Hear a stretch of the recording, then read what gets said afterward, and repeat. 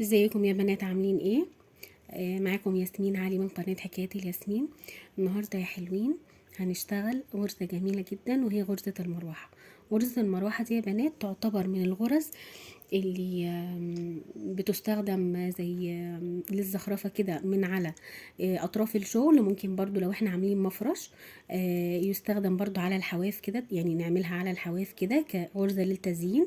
زي هي تعتبر زي غرزة البيكو كده، بس طبعا شكلها مختلف وبرضو بتنفع ان احنا نعمل منها يعني مشغولات يدوية شتوية، لان هي غرزة تعتبر مقفولة.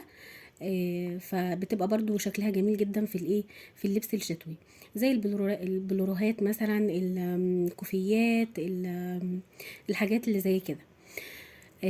فهنبدأ ونقول بسم الله الرحمن الرحيم. انا عاملة قطعة تعتبر من غرزة العمود، فهبتدي ايه عشان اطبق عليها الغرزة. تمام، طبعا هدخل لون مختلف علشان ايه الغرزة تبان معانا. بسم الله. هنبتدي نسحب الخيط كده زي ما ايه ما احنا اتعودنا.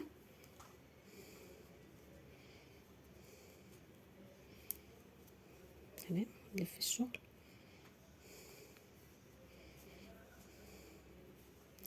هنبتدي اول غرزة هتقابلنا هنعمل فيها غرزة ايه منزلقة عادية خالص. تمام، بعد كده هنبتدي تاني غرزة. طبعا انا واخده الخيطين دول معايا علشان لو انتم عاملين اي شغل او هتدخلوا الغرزة دي في اي قطعة شغل مثلا للتزيين، فالمفروض ان الخيط الزيادة ده بناخده معانا في قلب الشغل. تمام، فهنبتدي تاني غرزة بقى هنبتدي نعمل حوالي براحتك بقى، ممكن تعملي مثلا 4 5 6 7 عمود بلف. ادي كده اول واحد في نفس الغرزة، برضو تاني كده التالت. ادي كده رابع عمود معانا، الخامس،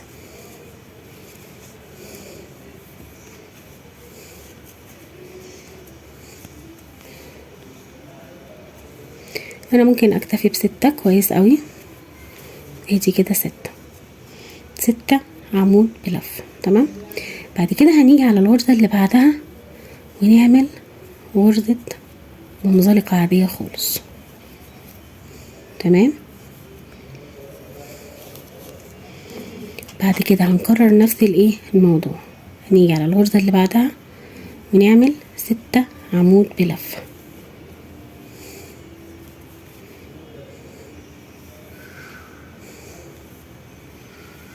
ادي كده 1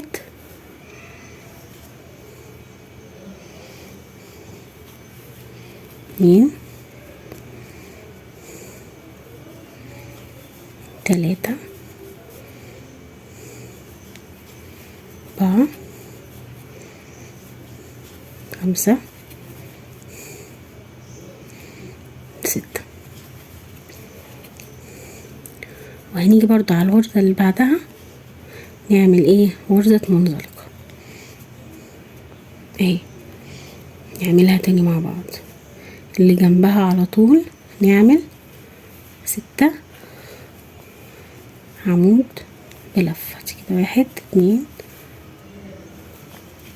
3 4 5 6. وهكذا الغرزة اللي بعدها غرزة منزلقة. بيبقى ده الشكل، هي زي عاملة زي الفستونات كده.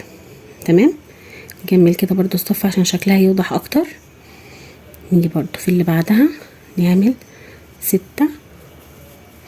عمود. ممكن براحتك بقى، انت حابة تعمليها 4 هتعمليها، حابة تعمليها 5، حابة تعمليها 6 7. كل دوت بيتوقف على حسب الباترون وعلى حسب الشكل المناسب اللي انت شايفاه، وعلى حسب برضو تخانة الخيط. يعني مثلا الخيط ده تخين، انا لو عملت 7 أو 8 مش هيكون شكلها لطيف. تمام ادي كده 2 4 5 6. ونقفل برضو في الغرزة اللي بعدها بايه؟ بغرزة منزلقة، وهكذا. 1 2 3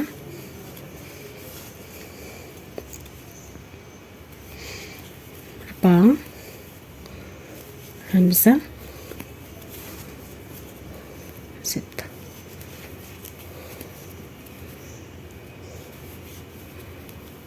وهكذا لحد ايه؟ نهاية الصف.